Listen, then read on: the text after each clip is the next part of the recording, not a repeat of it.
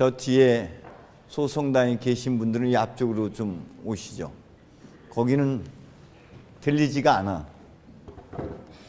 거기서는 예배를 볼 생각을 갖고 있지 않고 구경하러 온 사람들만 앉아 있는 자리. 그러니까 구경꾼 내지 마시고 앞쪽으로 오십시오. 이쪽에 자리 많아요.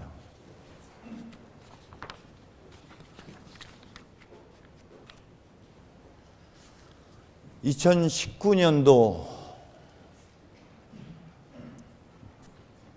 이제 우리가 주일 첫 성찬례를 봉헌합니다. 성탄의 기간이 원래는 2월 2일 예수 봉헌 때까지 이어집니다. 예수님 탄생 후 40일입니다. 동방정교회 쪽에서는 오늘을 성탄으로 봅니다. 켈틱 그리스도교에서도 여전히 1월 6일 날을 성탄으로 이해했습니다. 공현이라는 말 뜻을 여러분들 잘 알고 계실 겁니다. 감추어졌던 하나님의 신비, 하나님이 공공연하게 드러난다. 계시를 통해서 하나님의 역사하심이 드러나는 것이죠. 예수의 탄생, 세례, 그리고 동방박사의 경배, 가나안 혼인잔치 등등을 통해서, 그리고 예수님의 사역 전반을 통해서 그 안에 하나님이심을 드러내는 사건들입니다. 그런데 성탄과 공현의 균형을 잘 보면은요, 성탄은 하나님께서 인성을 취하시는, 인성에 초점이 맞춰진다면은 공현은 사람들 안에 감추어진 하나님의 신성에 초점이 맞춰집니다. 여러분들 안에 하나님이 계십니다.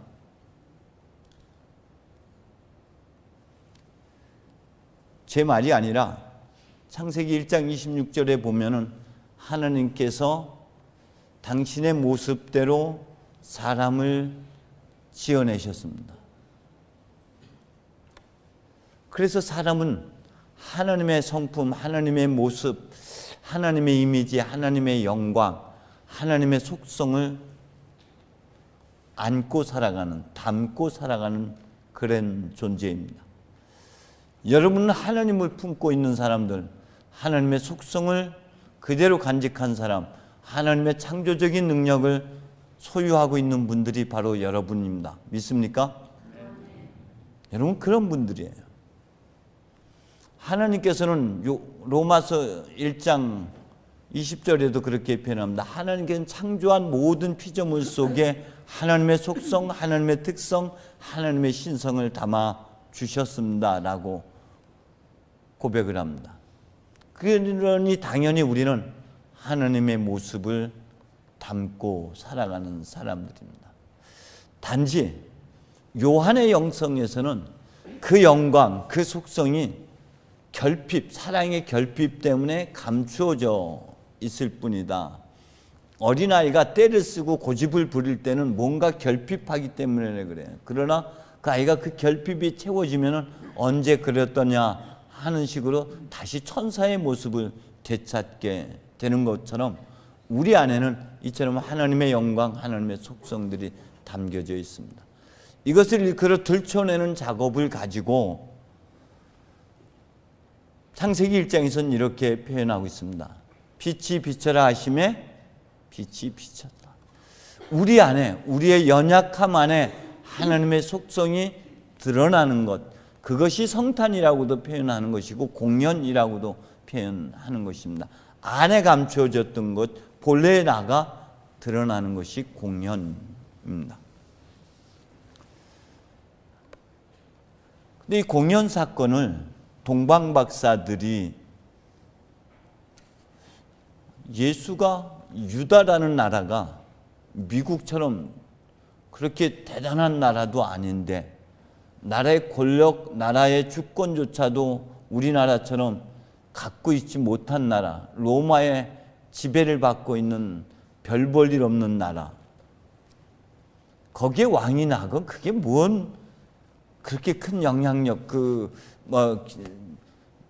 경제, 정치에 무슨 그렇게 큰 영향력이 있겠어요?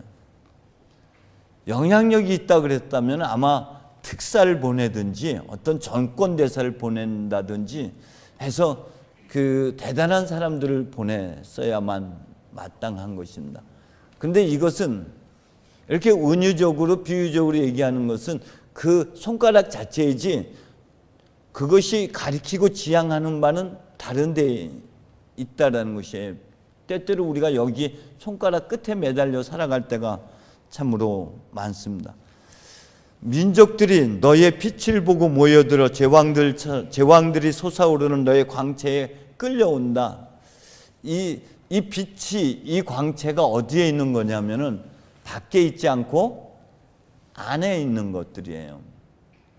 그래서 여러분이 본래의 내가, 감춰졌던 내가, 본래의 내가 드러나는 것, 여러분 공연 사건에서 반드시 보는 것, 다음 주가 바로 그 본문입니다.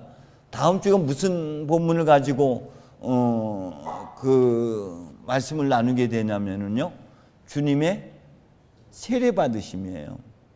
세례를 통해서 감추어졌던 하나님의 신성 본성이 드러나는 사건이에요. 우리도 세례를 받은 존재입니다. 그래서 세례를 통해서 나는 죽고 그리스도로 다시 태어난 사람들이에요.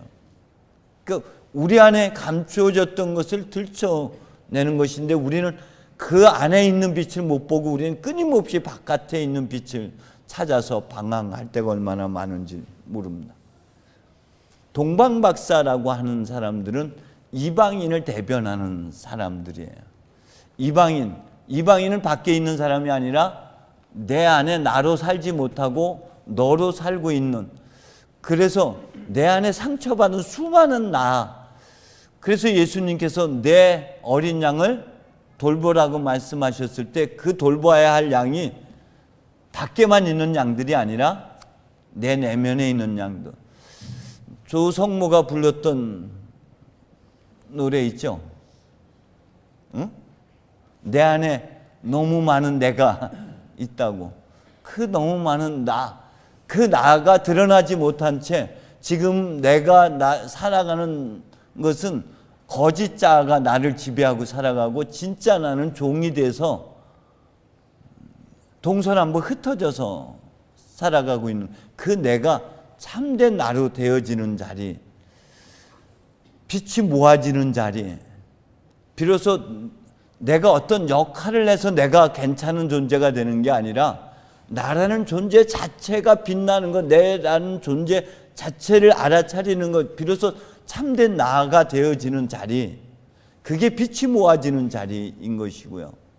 근데 그 빛이 모아지는, 참된 빛이 모아지는 자리가 어디냐? 성탄 자체도요, 여러분이 행복하고 즐거울 때가 아니라 가장 고통스럽고 우리 인간의 힘으로는 할 수 없는 인간의 한계선상, 가장 힘들고 어찌할 수 없는 그 지경에서야, 엎친 데 덮친 그 자리에서야 성탄이 이루어지는 것입니다. 행복했을 때 하나님 찾지 않아요. 즐겁고 만사 형통할 때 내가 다시 태어나는 존재가 되는 게 아니라 가장 어둠이 짙었을 때 비로소 그 안에서 빛이 보여지기 시작하는 겁니다. 그러니 동방박사 이방인들이 본 그 빛은, 별빛은 성경에서는 이렇게 상징적으로 표현하고 있습니다. 그 빛은 희망입니다.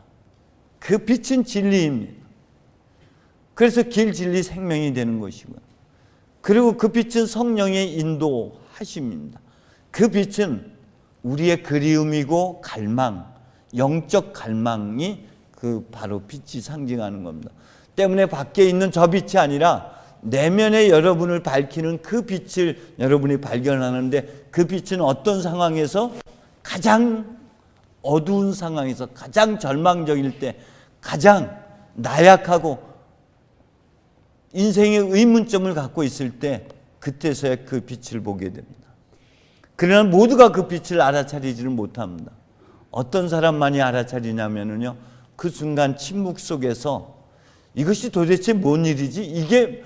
이게 말도 안 되는 이 상황에 어떤 의미가 있는 것이지? 하면서 인생의 의문점을 가지고 묻기도 하고 듣기도 하면서 침잠 속에서 고독으로 넘어간 사람만이 이 빛을 알아차리게 되는 것이죠. 예루살렘에 있는 모든 사람들도 이 빛을 알아차리지 못했습니다. 지식이 뛰어난 율법학자들도 이 빛을 보지 못했습니다. 그러나 어둠 속에 있는 이들만이 이 빛을 보게 되는 것이에요. 자기 안에 깊은 침묵으로 들어간 사람들만이 이 빛을 발견하고 그 빛을 따라가는 사람들입니다. 빛을 따라가는 사람들은 다른 표현으로 하면 생각이나 감정이나 여러분이 아는 지식을 따라가는 사람이 아니라, 삶이 아니라 자기 내면 마음을 들여다보는 사람이 빛을 따라가는 사람입니다. 마음을 따라서 가는 사람들인 것이죠. 물은 답을 알고 있다는 표현이 있습니다. 우리 안에 답을 다 안고 있고 답을 다 갖고 있어요. 그래서 예수님도 이렇게 말씀하십니다. 요한복음 10장에서 너희는 그 길을 알고 있다. 단지 우리가 깊이 기도하는 자리로 넘어가 있지 못하기 때문에 그렇습니다. 이렇게 마음의 자리에 서 있지 못하고 어디로 넘어가서 우리가 보통 살아가고 있냐면 자기 지식, 자기 감정, 자기 생각에 갇혀 살아갑니다. 그들이 대표적으로 누구냐면 헤롯, 그리고 율법학자들, 대사제들입니다. 그들은 자기의 아는 지식을 가지고 동원합니다. 자기의 짧은 편협한 우물한 개구리 지식을 가지고 마치 진리인 양, 득도한 사람인 양 착각 속에 빠져 살아가요. 자신에게 속고 자기 자신이 가야 할 길을 잃어버리고 자신의 존재를 잃어버린 채 살아가는 사람들이 생각에 빠져 사는 사람들이요, 지식에 갇혀 사는 사람들이고 감정에 붙들려 살아가는 사람들. 동방 박사들도 마음의 길을 따라가다가도 우리도 신앙생활 하다 보면 어느 순간 생각으로 빠져버릴 때가 얼마나 많은지 모릅니다.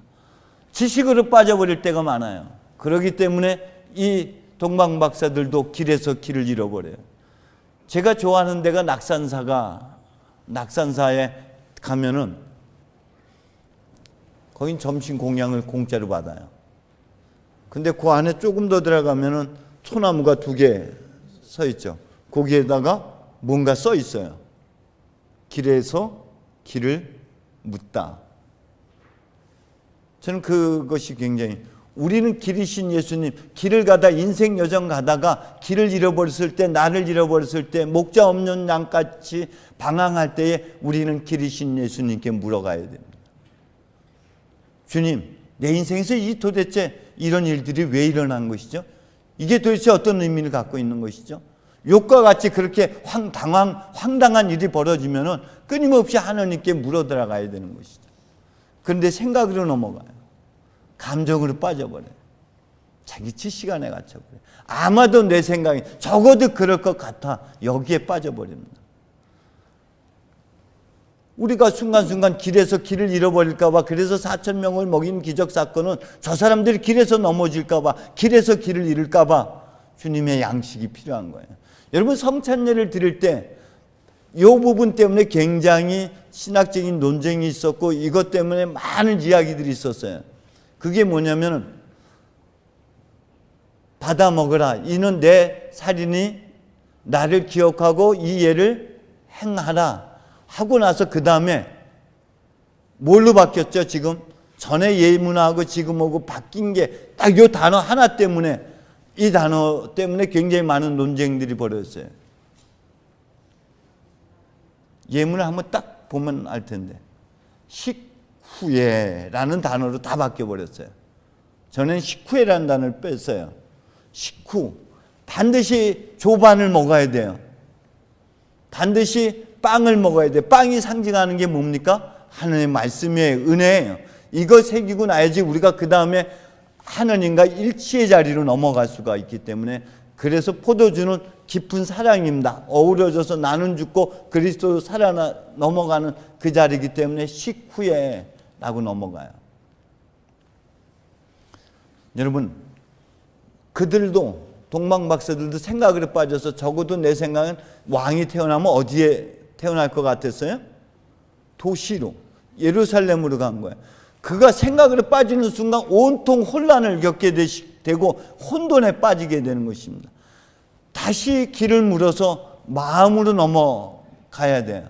그래서 마음의 그 그리움을 쫓아서 별빛의 인도하심을 따라 길을 가야 됩니다. 그 자리는 우리의 생각과 네 생각과 내 생각은 다르다. 네 길과 내 길은 다르다예요. 여러분의 생각과 여러분의 마음은 하늘과 땅 차이입니다. 그래서 마음을 깊이 주목해서 길 따라 가면은 그 길이 멈추는 자리, 그 멈춤의 자리가 어디예요? 완전히 부서진 자리 베들레헴입니다. 떡방아집, 떡집이 잘게 부서져야지 떡이 되는 자리예요. 내가 철저하게 깨어지는 자리입니다. 내 생각과 내 계획, 내가 원했던 것, 내가 추진했던 것들이 산산조각이 나는 그 베들레헴에 가야 됩니다.